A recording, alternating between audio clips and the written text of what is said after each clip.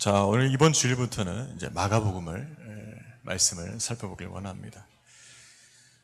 하나님께서 우리 예수님을 잘 알 수 있도록 우리에게 특별한 은혜를 주셨는데, 그것은 예수님에 관한 책인 복음서가 4개나 된다는 것이죠. 마태, 마가, 누가, 요한입니다. 4개 복음서를 준 이유는 내용이 중첩된 부분도 있긴 하지만 그 가운데서 예수님에 좀 더 어떤 포커스를 맞추어서 살펴볼 부분들을 볼 수 있도록 4개의 복음서를 주었죠. 오늘은 우리가 이제 마가복음을 보게 됩니다. 마가복음은 다른 복음서에 비해서 분량이 짧아요. 16장입니다. 16장이지만 사실은 어떤 상황이나 사건에 대한 묘사는 굉장히 세밀해요. 박진감도 있고요. 그러다 보니까는 속도감이 느껴지는 책이 바로 마가복음입니다. 사복음서 중에서 제일 먼저 기록됐다고 추정되는 것이 마가복음이죠. 그리고 저자는 당연히 마가일 것이다. 우리 초대 교부도 그랬고 또 현대 학자들도 그렇게 말하고 있습니다. 마가는 로마식 이름입니다. 마가, 로마식 이름이고요. 그 다음에 히브리식 본명은 요한입니다. 요한이에요. 책을 마가복음을 썼다는 것은 결국은 독자를 이방인을 대상으로 했다는 것이죠. 특별히 로마인들 대상으로 해서 이 책이 쓰여졌다고 우리가 알 수 있는 것이죠. 이방인을 독자를 대상해서 예수 그리스도를 증거하는 책입니다. 그분의 인격과 그분의 사역에 초점을 맞추고 있죠. 특별히 마가복음은 종으로서 오신 예수님을 포커스하고 있습니다. 예수님은 종으로 오셨다. 바로 종으로 오신 하나님의 아들이라는 것이죠. 그는 섬김을 받으려고 온 것이 아니라 섬기려 오신 메시아라고 묘사하고 있는 것이죠. 바로 이것이 마가복음의 주제입니다. 하나님의 아들이 종으로 오셨다는 것, 또 섬기러 오셨다는 것, 이것이 마가복음의 주제예요.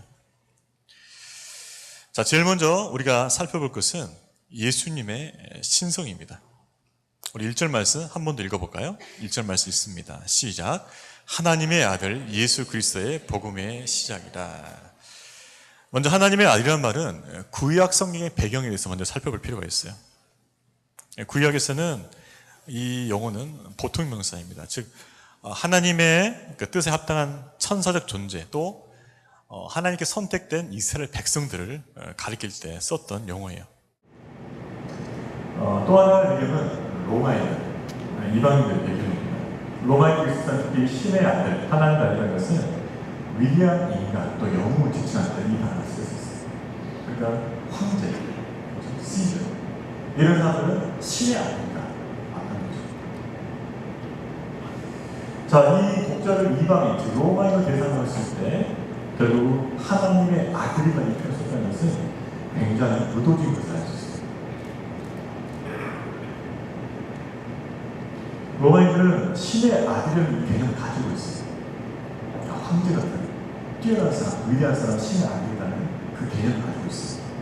근데 그 개념을 가지고 접근하는 거죠.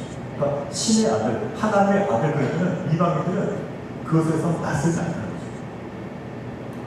근데 바로 그것을 이용해서 말하는, 근데 진정 하나님의 아들, 진정 신의 아들은 황제가 아니라 시저가 아니라 바로 예수 그리스도라고 그것을 증거합니다. 그들이 가지고 있는 개념의 틀을 이용하는 그 내용을 바꾸는 것입니다. 바로 이것이 마가가 하나님의 아들이라는 이 단어를 첫 번째 씁니다. 그것을 통해서 복음의 내계조 삼고 예수 그리스도를 전하기 위해서 하는 것이죠. 자, 여기서 우리가 하나님의 아들이라는 단어를 좀 살펴보기 원합니다. 하나님의 아들이라는 것은 결국 예수님께서 하나님께로부터 났다는 것입니다. 하나님의 아들, 우리는 소위들, 하나님께로부터 났다는 뜻입니다. 근데 여기서 아들이라는 개념이 우리가 생각하는 그 자식의 개념은 아닙니다. 우리가 인간의 이해를 편하게 해서 도모하기 위해서 이 단어를 썼을 뿐이에요. 실제로 아들이라는 뜻이 아니라 하나님께로부터 났다는 뜻이에요. 영어로 비가. 하나님께로부터 난 존재라는 그 뜻입니다. 즉, 존재의 근원을 밝히기 위해서 하나님의 아들이라는 말을 씁니다. 자, 한 가지는 하나님의 아들이라는 것은 예수님께서 하나님의 속한 하나님의 나 분이라는 것이고, 또 하나는 뭐냐, 하나님의 아들이기 때문에 또한 뭐예요? 하나님이십니다. 성부 하나님을 낳지만 바로 그분이 또한 하나님이십니다. 우리가 삼위일체 하나님을 알고 있어요. 성부 하나님, 성자 하나님, 성령 하나님. 이 세 분은 각각 일격은 달라요. 하지만 뭐예요? 하나님이시죠. 이 세 분은 그 권위와 영광에 있어서 동등합니다. 예수님은 하나님 아버지, 즉 성부 하나님을 낳지만 그 권위와 영광은 동등하다는 것이죠. 그는 하나님이시라는 것이죠. 바로 이 점을 말하는 주목하고 싶었던 거죠. 너희 듣고 있는, 지금 소문 듣고 있는 유대 땅 어디서도 지금 어떤 유대에서 나온 어떤 종파가 지금 퍼지고 있는데, 로마에서도 그 종파가 퍼지고 있는데, 그들이 믿고 있는 예수라는 분은 바로 하나님의 아들이라고 합니다. 어떤 사람은 예수님을 성인으로만 인정합니다. 세계 4대 성인 붙여버렸어요. 뛰어난, 성품이 뛰어난, 덕이 뛰어난 인간으로만 인정하는 거죠. 그의 사랑과 희생의 정신은 너무나 놀랍니다. 그래서 역사도 계속해서 남고, 그는 뛰어난 성인으로 기억되어야 된다고 얘기하시죠. 하지만 그를 하나님으로 인정하지 않았습니다.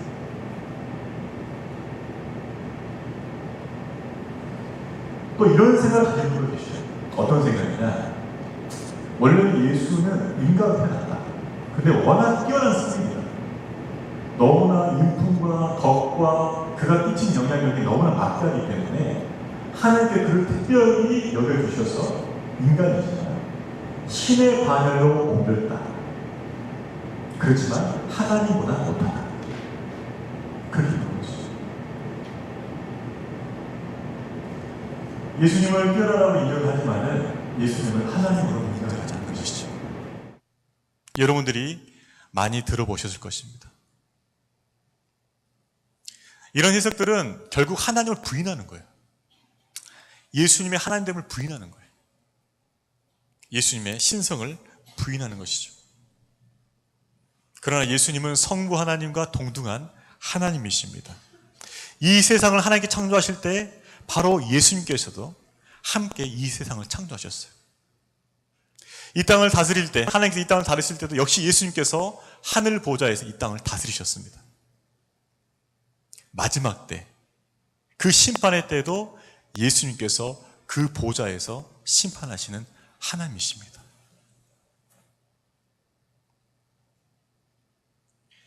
예수님은 창조주요, 통치주요, 심판주라는 것이죠.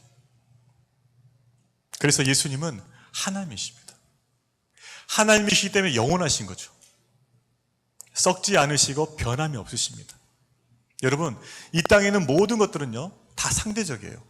썩어요. 그리고 없어집니다. 우리가 가지고 있는 모든 것이 그렇습니다. 우리 몸도 그래요. 우리 몸도 영원하지 않잖아요.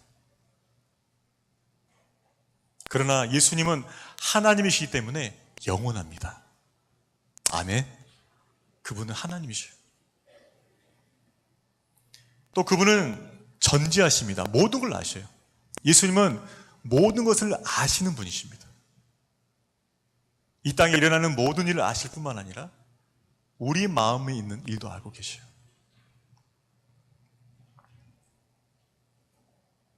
또 예수님은 하나님이시기 때문에 전능하십니다. 능치 못함이 없으시죠. 모든 것을 할 수 있어요. 그분의 생각과 그분의 뜻대로 모든 것을 이루시는 전능하신 하나님이십니다.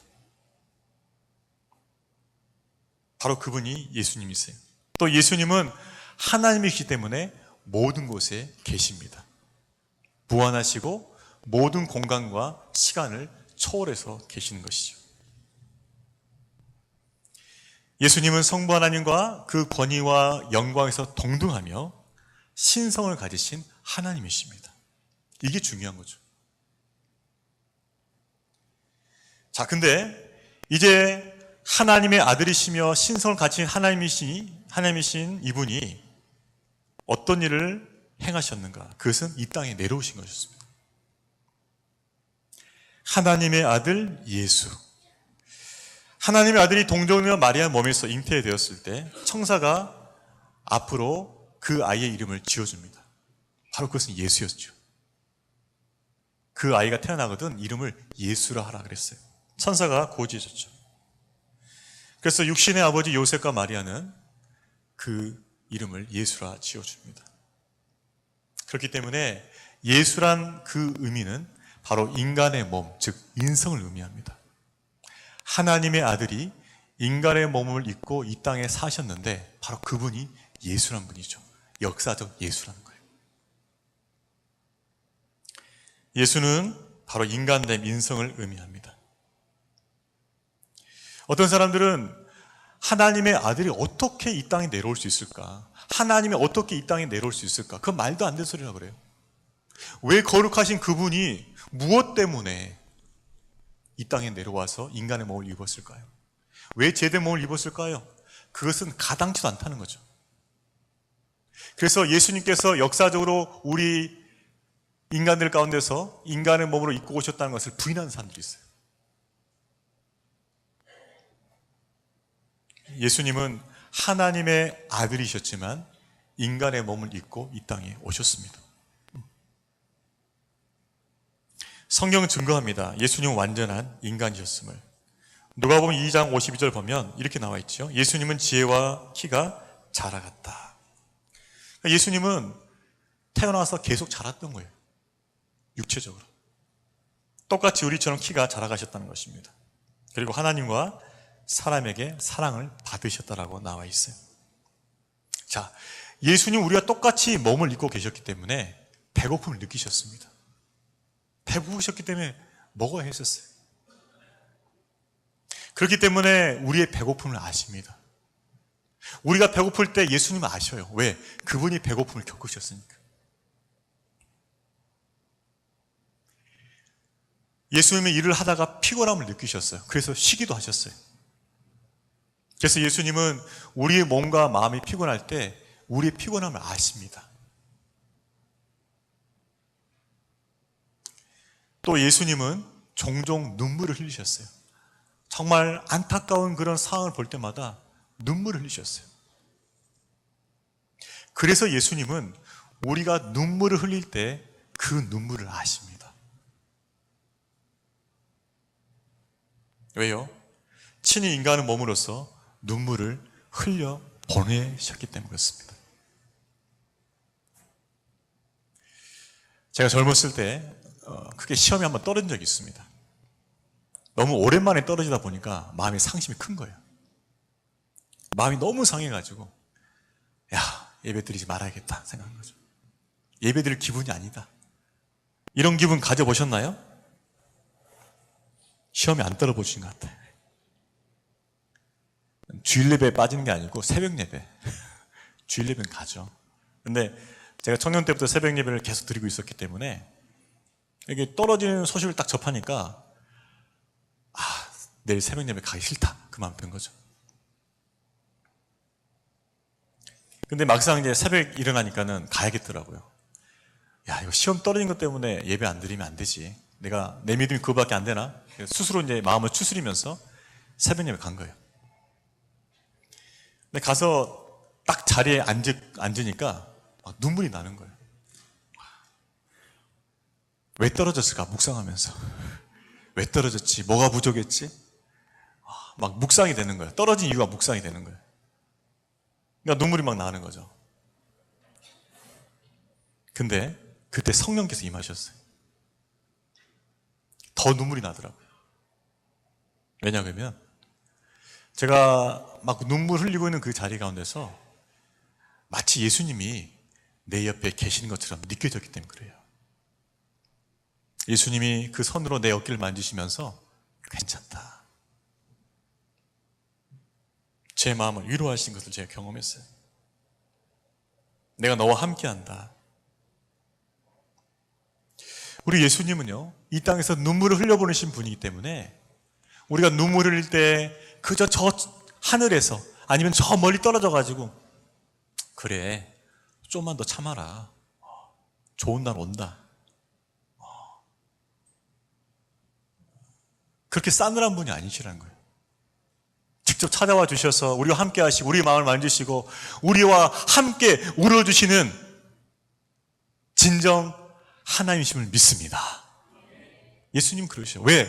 친히 몸으로 그것을 경험하셨기 때문에 그런 거죠. 저는 더 눈물을 흘렸습니다. 참 이 부족한 자에게 예수님께서 함께 하셔서 같이 나와 함께 하신다고 너무나 감사했어요. 그러면서 예수님께서 또 이 말씀을 주셨어요.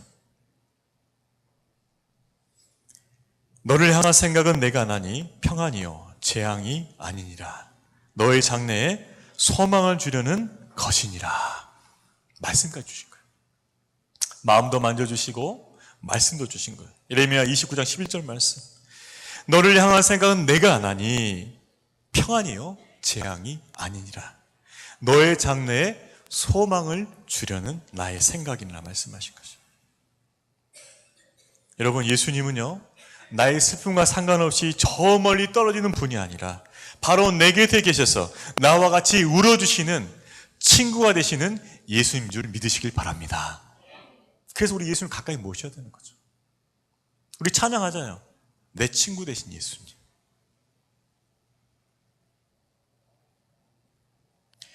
예수님은 하나님의 아들이셨지만 친히 인간의 몸을 입고 이 땅에 오셨습니다. 자, 그러면 우리가 여기서 한번 질문을 가질 필요가 있어요. 왜 하나님의 아들이 이 땅에 인간의 몸을 입고 오셨는가라는 것입니다. 그 이유예요. 왜 오셨냐는 거죠.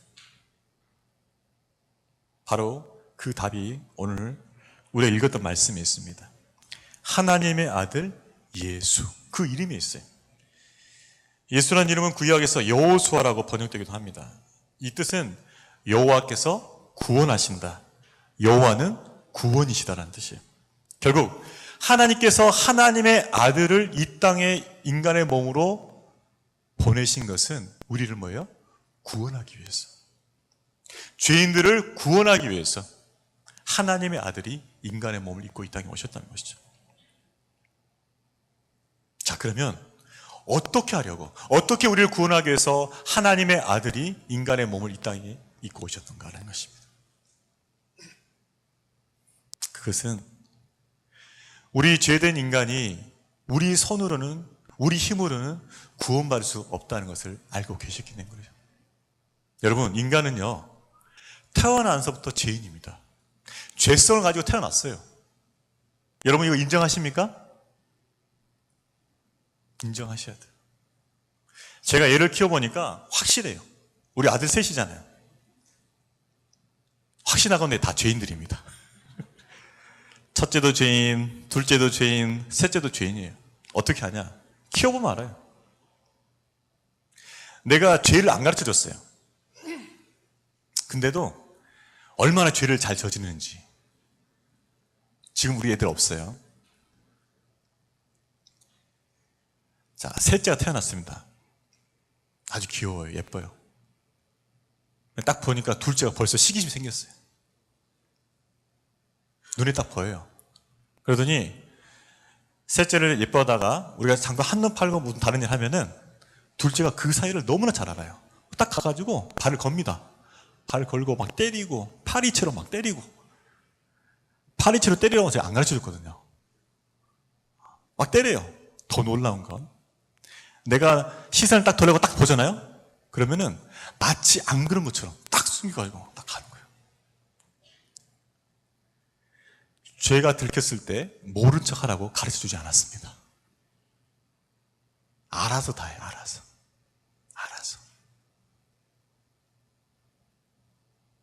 왜요? 인간은 죄된 모습을 가지고 태어났다는 증거예요. 그래서 어떤 신학자는 인간을 무엇으로 규정했냐면 죄를 짓는 뭐예요? 공장. 공장이 뭐예요? 물건을 계속 찍어내잖아요. 그 인간은 뭘 찍어낸다고요?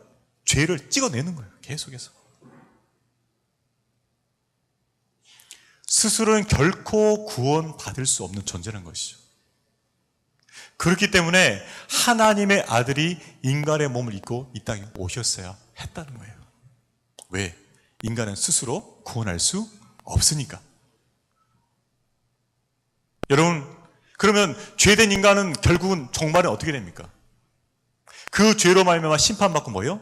저 영원한 심판, 지옥에 떨어지는 거예요.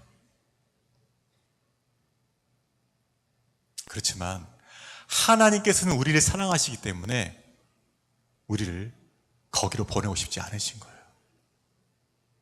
결국 하나님의 아들을 이 땅에 인간의 몸을 입고 보내신 이유는 바로 하나님의 사랑입니다. 하나님께서 저와 여러분을 사랑하시기 때문에 예수님을 이 땅에 보내신 거예요. 그것이 증거입니다. 예수님만큼, 아니 그 이상일지도 모르겠어요. 예수님만큼 여러분을 사랑하시기 때문에 예수님 보내신 거예요.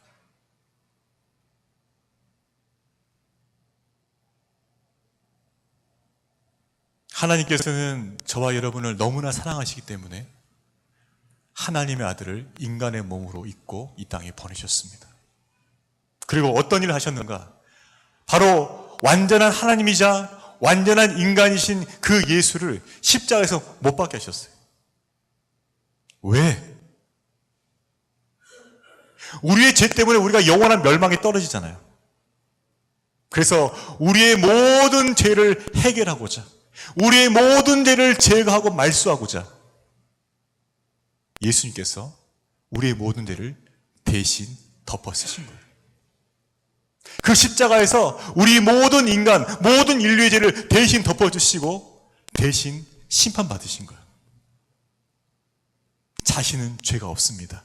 다만 우리를 사랑하셔서 우리의 죄를 대신 덮어 쓰신 거예요. 대신 짊어지신 거예요. 대신 받으신 거예요. 예수님께서만 희생하신 거예요. 우리가 우리 구원을 위해 산 게 뭐가 있습니까? 아무것도 없어요. 예수님께서 십자가에서 우리 모든 죄를 짊어지시고 그분이 대신 심판받으신 것, 그게 다예요. 다만 우리는 그것을 믿었을 뿐입니다. 예수님께서 나의 모든 죄를 대신하여 십자가에서 돌아가셨다는 것, 그것을 믿기만 했어요.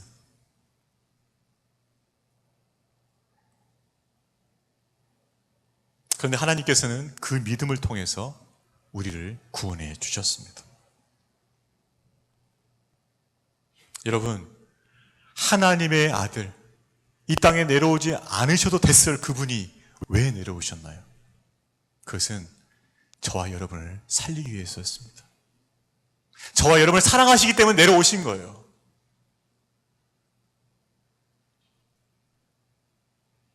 여러분이 지금 이 자리에서 예배드릴 수 있다는 것은요, 하나님께서 사랑하신다는 증거예요. 이 말씀, 이 복음 말씀 들을 수 있다는 것, 하나님이 여러분 사랑하신다는 증거이에요. 그 사랑을 믿을 때, 그 사랑을 받을 때 우리가 구원받는 거예요. 하나님은 저와 여러분을 너무 사랑하십니다. 그래서 그 아들을 희생시키는 것을 아까워하지 않으셨어요. 여러분에게 그 사랑이 있음을 믿으시길 바랍니다. 그럼 여러분이 얼마나 존귀한 존재예요. 예수님을 희생시키서까지 우리를 구원까지 하시는 하나님의 사랑을 받은 분이 바로 저와 여러분이잖아요. 여러분, 우리가 사랑하지 않는데 다른 사람을 위해서 자기 목숨을 내놓을 수 있습니까? 내가 아무리 다른 사람 좋아하고 그래도요, 내 목숨 주기 아까워요. 그런데 예수님을 십자가에서 주셨다는 것은 여러분을 정말 사랑하시는 증거라는 것이죠. 그래서 십자가의 그 죽음을 통해서 하나님의 사랑이 확증된 줄로 믿습니다. 그래서 우리는요, 내 삶이 흔들리고 의심 생기고 어려워질 때마다 어딜 가야 돼? 십자가에 가야 돼, 십자가. 그 십자가를 바라보면 하나님께서 나를 너무나 사랑하셔서 예수님 희생시키셨지. 예수님 못 박으셨지. 그 사랑을 회복하면서 그 사랑 안에서 다시 새 힘을 얻는 거예요. 우리의 쉴곳, 우리가 회복되는 그 쉼터가 십자가인 줄로 믿습니다. 다른 사람은 여러분 어떻게 생각할지 모르겠어요. 하나, 우리 하나님은 그 십자가를 통해서 여러분을 영원히 사랑하신다고 말씀하고 계십니다. 그 사랑은 변함이 없어요. 지금도 여러분 사랑하고 계시고 지금도 그 사랑으로 여러분을 지키고 계십니다. 십자가 사랑, 그 사랑으로 힘을 내십시오.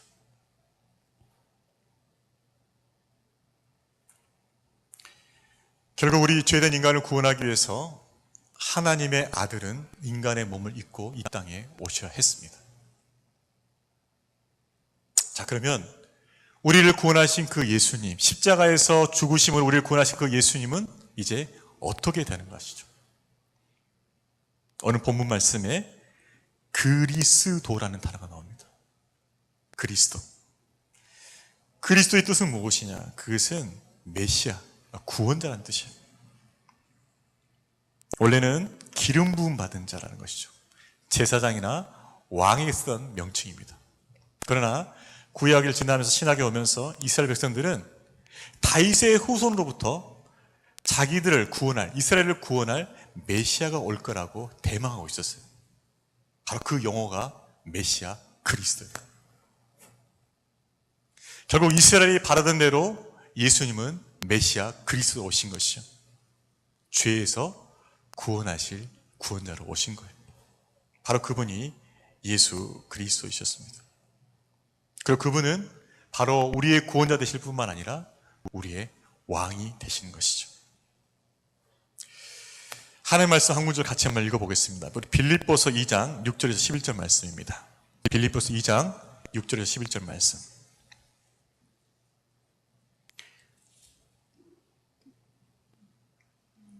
앞에 화면에도 나와 있습니다. 우리 한 절씩 나누어 읽겠습니다. 제가 먼저 읽습니다. 그는 근본 하나님의 본체시나 하나님과 동등됨을 취할 것으로 여기지 아니하시고 사람의 모양으로 나타나서 자기를 낮추시고 죽기까지 복종하셨으니 곧 십자가에 죽으심이라.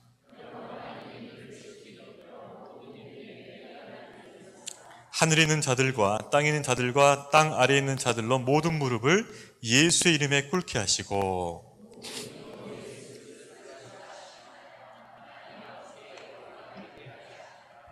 그렇습니다. 예수님은요 십자가에 죽으시고 3일 만에 부활하셨어요. 그리고 승천하셨습니다. 그리고 모든 입으로 예수를 주라 싱케하는 왕이 되셨어요. 바로 그분이 우리 주 예수 그리스도입니다. 하나님은 예수님 십자가에서 인간들을 구원하시자 바로 그를 지극히 높여 왕으로 주로 세우신 것이죠. 여러분, 예수님은요 완전한 하나님이셨고 또 완전한 인간이셔서 우리를 구원하셨고 우리의 왕이 되셨습니다. 우리의 왕이세요. 한번 따라서 해볼까요? 예수님은 우리의 왕이십니다. 네, 예수님 우리 왕이세요. 우리가 그것을 기억해야 돼요. 오늘 본문 말씀 마지막 본 그 시작이라는 뜻이 있습니다. 시작인 단어가 있는데 이 시작은 창세기 1장 1절에 그 태초에라고 번역된 베레시트, 히브리 베레시트라는 단어인데요. 그 단어에 해당돼요. 이 말은 무슨 말이냐면은 하나님께서 천지를 창조하실 때 그 위대한 역사와 예수님께서 하나님 아들로서 이 땅에 오신 그것이 비견할 만하다는 것이죠. 그만큼 중대한 역사라는 거예요. 왜 그럴까요? 하나님께서는 예수 안에서, 예수 그리스도 안에서 새 창조의 역사를 일으키셨기 때문에 그렇습니다. 죄된 인간, 저 멸망 가운데서 갈 인간들을 뭐예요? 구원해 주시고 하나님 자녀 삼아 주시고 새 하늘과 새 땅을 주실 것이기 때문이에요. 그래서 새 역사의 창조가 일어나는 것이죠. 누구 안에서? 예수 안에서. 그래서 첫 창조와 비견될 만한 사건이 된다는 것입니다. 마가복음은 제가 아까 초두에 굉장히 속도 빠르다고 했습니다. 마가가 성격이 급한 것 같아요. 바로 1장 1절에서 마가복음 전체 주제를 요약해 제시하고 있습니다. 그것은 하나님의 아들이 이 땅에 인간의 몸을 입고 오셔서 예수가 그리스도가 되셨고 우리의 왕이 되셨다는 것을 압축해서 전하고 있는 것이죠. 여러분, 예수님은 하나님의 아들이시며 인간의 몸을 입고 이 땅에 오신 우리의 구원자 되심을 믿으시길 바랍니다. 그리고 그분은 이제 부활 승천하셔서 하늘 보좌 위에서 또 지금 우리의 삶 가운데서 다스리시는 왕이심을 믿으시길 바랍니다. 바로 그분이 예수 그리스도예요. 마가복음은 이 복음을 정확하고도 명료하게 선포하고 있어요. 왜냐하면 이 복음의 방향대로 모든 기술이 진행될 것을 예고하고 있는 것이죠. 예수 그리스도, 하나님의 아들, 복음. 이 말씀을 통해서 우리에게 분명한 복음을 심겨주고 있는 것이죠. 이 복음은요, 우리에게 기억될 뿐만 아니라 선포되어야 할 복음입니다. 우리 주보에 보기는 알겠지만 제가 하는 이 설교의 요약본을 보면 그 위에가 뭐라 쓰였죠? 캐리그마라고 쓰였어요. 캐리그마. 캐리그마가 무슨 뜻일까요? 선포된 말씀. 말씀이 선포된, 저처럼 이렇게 설교할 때 이 선포된 말씀이 캐리그마예요. 제가 지금 캐리그마를 선포했어요. 근데 이 복음은요, 설교자만 선포하는 것이 아니라 이 캐리그마, 이 선포된 말씀을 듣는 모든 사람들이 또한 뭐예요? 선포해야 할 말씀이라는 것이죠. 저한테만 캐리그마 되는 것이 아니라 이 말씀을 들었던 모든 사람들, 여기 있는 모든 사람들이 바로 이 말씀을 선포해야 된다는 것입니다. 저한테만 캐리그마 되는 것이 아니라 여러분한테도 캐리그마가 될 줄로 믿습니다. 그래서 전하는 거죠. 여러분, 이 복음은요, 모든 믿는 자의 구원을 주시는 하나님의 능력이 됩니다. 믿습니까? 그래서 여러분이 이 말씀을 듣고 선포해야 되는 거예요. 여러분의 입술을 통해서 캐리그마 선포돼야 되는 거예요. 하나님의 아들 예수 그리스도 복음, 이것이 선포돼야 되는 거예요.